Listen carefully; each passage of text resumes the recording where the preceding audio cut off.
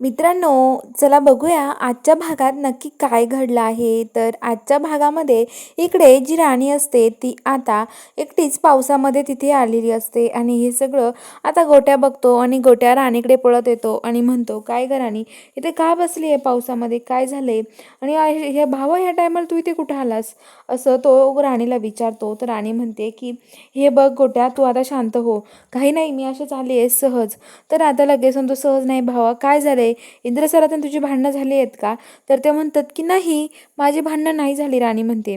तर तो म्हणतो की मग तू का आलास भावा? तर आता लगेच तो म्हणतो की हे बघ, तू शांत हो गोट्या, हे बघ आईल, त्यांना कोणाला काही समजता कामा नाही मी इथे आलेले, कारण कोणाला काही समजलं ना तर अवघड होईल.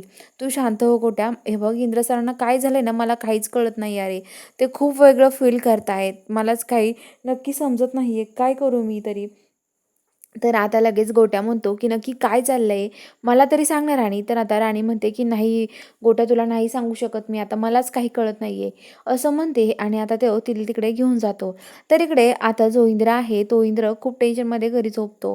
आता सकाळी सकाळी इकडे मालती किचनमध्ये तिथे हे करत येते आणि बघते तर काय, तनिषा तिथे किचनमध्ये कॉफी बनवत असते आणि म्हणते, काय तू तनिषा कॉफी बनवते?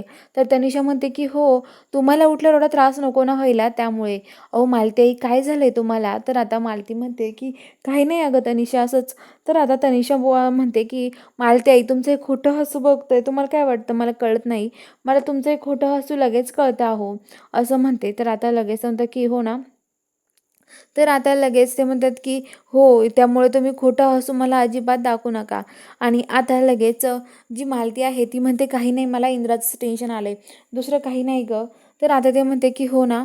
तर आता लगेच म्हणते, कॉफी घ्या तुम्ही माझ्या हातची, मी इंद्राला पण कॉफी घेऊन जाते, कशाला काळजी करताय, मी आहे ना, सगळं सांभाळून घेईल, असं म्हणते.